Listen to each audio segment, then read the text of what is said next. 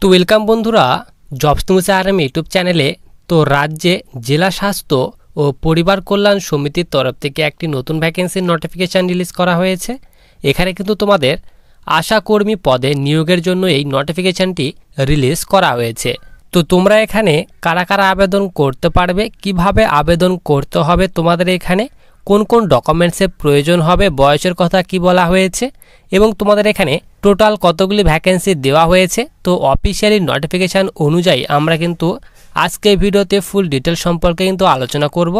তো সবার প্রথমে দেখো, আমরা কিন্তু অফিসিয়ালি যে নোটিফিকেশান, সেই অফিসিয়ালি নোটিফিকেশানটি কিন্তু আমরা এখানে ডাউনলোড করে নিয়েছি। সবার উপরে তোমরা এখানে দেখো, তোমাদের কিন্তু এখানে বলা হয়েছে জেলা স্বাস্থ্য ও পরিবার কল্যাণ সমিতি হাওড়া। এরপর নিচে তোমাদের কিন্তু এখানে বাঁদিকে নোটিফিকেশান নাম্বার দিয়ে দেওয়া হয়েছে এবং ডান দিকে তোমাদের কিন্তু এখানে নোটিশ প্রকাশের তারিখ দিয়ে দেওয়া হয়েছে।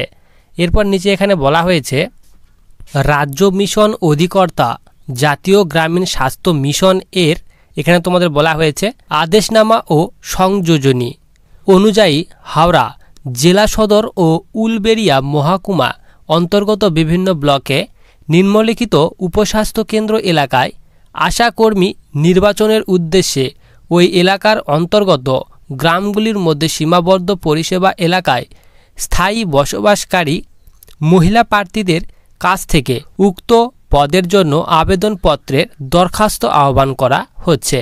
তো তোমাদের কিন্তু এখানে বলা হয়েছে হাওড়া জেলার জন্য তোমাদের কিন্তু এই নোটিফিকেশানটি রিলিজ করা হয়েছে এবং তোমাদের কিন্তু এখানে হাওড়া জেলা সদর ও উলবেড়িয়া মহকুমার অন্তর্গত কিন্তু যে ব্লক রয়েছে, সেই ব্লকের উপস্বাস্থ্য কেন্দ্র এলাকায় কিন্তু আশাকর্মী নিয়োগ করা হবে এবং তোমাদের কিন্তু এখানে বলা হয়েছে সেই গ্রামের কিন্তু সেই এলাকার কিন্তু এখানে স্থায়ী বসবাসকারী মহিলা প্রার্থী হতে হবে, তাহলে কিন্তু এখানে তোমরা আবেদন করতে পারবে। নিচে কিন্তু তোমাদের এখানে শর্তাবলীর কথা বলে দেওয়া হয়েছে। 1 নম্বরে বলা হয়েছে কেবলমাত্র বিবাহিত অথবা বিধবা আদালত কর্তৃক ডিক্রি মূল্যে বিবাহ বিচ্ছিন্ন মহিলায় আবেদন করতে পারবেন।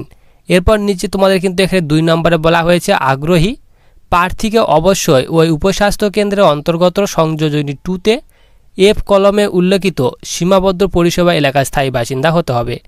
তো তোমাদের কিন্তু অবশ্যই স্থায়ী বাসিন্দা হতে হবে, যে তোমরা এলাকা থেকে আবেদন করছো সেই এলাকার কিন্তু স্থায়ী বাসিন্দা হতে হবে। এবং তোমাদের কিন্তু এখানে বলা আছে প্রমাণ স্বরূপ সাম্প্রতিক নির্বাচন তালিকা অনুযায়ী প্রার্থীকে তার এপিক অর্থাৎ ভোটার কার্ড, রেশন কার্ডের এখানে তোমাদের প্রত্যয়ী নকল অবশ্যই জমা দিতে হবে, অর্থাৎ জেরক্স কিন্তু অবশ্যই জমা দিতে হবে। এরপর নিচে 3 নম্বরে তোমাদের কিন্তু এখানে প্রার্থীর যে বয়স সীমার কথা বলা হয়েছে। এখানে বলা হয়েছে 1/1/2024 তারিখ অনুযায়ী কিন্তু প্রার্থীর বয়স এখানে 30 থেকে 40 বছর বয়সের মধ্যে বয়স হতে হবে, তাহলে কিন্তু আবেদন করতে পারবে। এবং তোমরা যারা তপশিল জাতি উপজাতির মহিলা ক্ষেত্র থেকে তোমরা যারা আবেদন করবে, তাদের বলা হয়েছে 22 থেকে 40 বছর বয়সের মধ্যে বয়স হলে আবেদন করতে পারবে। এবং এখানে তোমাদের প্রার্থীকে অবশ্যই মাধ্যমিক বা সমতুল্য পরীক্ষা অবতীর্ণ হতে হবে, তাহলে কিন্তু তোমরা এখানে আবেদন করতে পারবে। সিম্পলি কিন্তু এখানে মাধ্যমিক পাস চাওয়া হয়েছে। তো এইভাবে তোমাদের কিন্তু এখানে ফুল ডিটেলস দিয়ে দেওয়া হয়েছে, ফুল ডিটেলসগুলি তোমরা এখানে দেখে নেবে। এরপর তোমাদের কিন্তু এখানে 7 নম্বর বলা হয়েছে আবেদনকারীর সঙ্গে যে সকল প্রমাণপত্রের স্বপ্রত্যায়িত প্রতিলিপি যে জমা করতে হবে তার কথা এখানে বলা হয়েছে, কোন কোন ডকুমেন্টসের প্রয়োজন হবে। এখানে বলা হয়েছে জন্ম তারিখের শংসাপত্র বা এখানে বলা হয়েছে মাধ্যমিক বা সমতুল্য পরীক্ষার অ্যাডমিট কার্ড। এরপর খ নম্বরে বলা হয়েছে এলাকার বাসিন্দা হিসেবে ভোটার পরিচয়পত্র অর্থাৎ এপিক অথবা এখানে রেশন কার্ডের প্রয়োজন হবে। এরপর বলা হয়েছে তোমাদের কিন্তু অবশ্যই উপযুক্ত কর্তৃপক্ষের দেওয়া জাতিগত প্রমাণপত্র থাকা প্রয়োজন। এরপর এখানে বলা হয়েছে উপযুক্ত কর্তৃপক্ষের দেওয়া গ্রেড 1 ও 2 স্বনির্ভর গোষ্ঠীভুক্ত সদস্য এখানে বলে প্রশিক্ষণ প্রাপ্ত দায়ী। নিচে এখানে বলা হয়েছে লিঙ্ক ওয়ার্কার প্রমাণপত্র। এরপর নিচে এখানে বলা হয়েছে প্রার্থীর স্বাক্ষর সহ 2 কপি এখানে তোমাদের সাম্প্রতিক পাসপোর্ট সাইজের রঙিন কিন্তু এখানে ছবি চাওয়া হয়েছে। তো তোমাদের কিন্তু এখানে সব ডিটেলস দিয়ে দেওয়া হয়েছে কি কি তোমাদের প্রয়োজন হবে। এরপর সবার নিচে আমরা এখানে চলে আসি।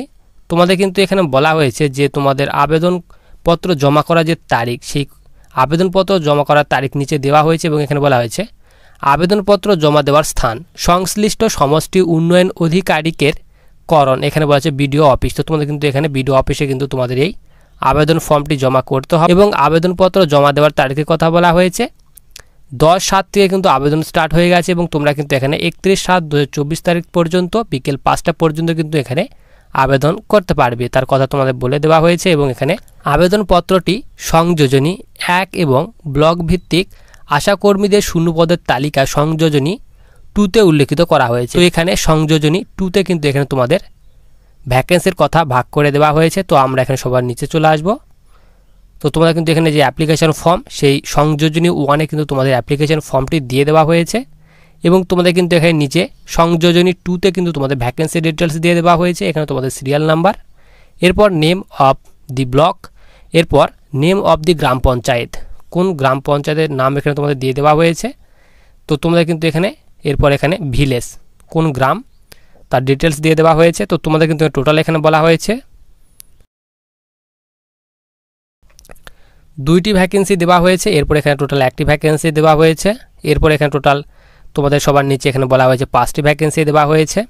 এরপর সবার নিচে তোমাদের এখানে ব্লক, গ্রাম পঞ্চায়েত এবং তোমাদের গ্রাম অনুযায়ী কিন্তু টোটাল এখানে 10টি ভ্যাকেন্সি ভাগ করে দেওয়া হয়েছে এবং ক্যাটাগরি ওয়াইজ কিন্তু তোমাদের এখানে ভ্যাকেন্সি ভাগ করে দেওয়া হয়েছে। তোমরা কিন্তু এই ভ্যাকেন্সিগুলি দেখে নেবে। টোটাল কিন্তু তোমাদের এখানে 45টি ভ্যাকেন্সি দেওয়া হয়েছে এবং তোমরা কিন্তু উপরে এখানে তোমাদের যে আবেদন যে ফর্ম রয়েছে, এই আবেদন ফর্মটি তোমাদের কিন্তু প্রিন্ট আউট করে নিতে হবে। এই পেজটি তোমরা প্রিন্ট আউট করে নেবে। প্রিন্ট আউট করে তোমাদের কিন্তু এই যে আবেদন ফর্মটি রয়েছে, এই আবেদন ফর্মের সঙ্গে তোমাদের যে ডকুমেন্টসগুলি বললাম, সেই ডকুমেন্টসগুলি কিন্তু অ্যাটাচ করে তোমাদের পাঠাতে হবে। এখানে তোমাদের বলা হয়েছে এখানে কিন্তু তোমাদের একটি রঙিন পাসপোর্ট সাইজের ফটো কিন্তু লাগিয়ে দিতে হবে।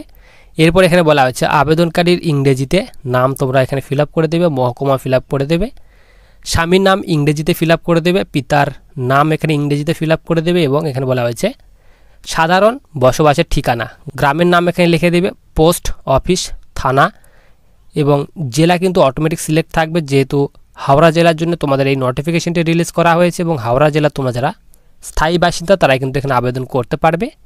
পিনটা তোমরা এখানে ফিল আপ করে দেবে। এরপর টেলিফোন নাম্বার, এরপর তোমাদের এখানে বৈবাহিক স্থিতির কথা বলা হয়েছে, বিবাহিত হলে বিবাহিত ঘরে টিক করবে, বিবাহ বিচ্ছিন্ন হলে তোমরা এখানে টিক করবে এবং বিধবা হলে তোমরা এখানে টিক করে দেবে। এরপর সবার নিচে তোমাদের এখানে যে ডিটেলস দিয়ে দেওয়া হয়েছে সেই ডিটেলসগুলো তোমরা ফিল আপ করে দেবে। এরপর নিচে তোমাদের কিন্তু এখানে বলা হয়েছে পিন অথবা স্ট্যাপলার দেবেন না অথবা এখানে সেলাই করবেন না।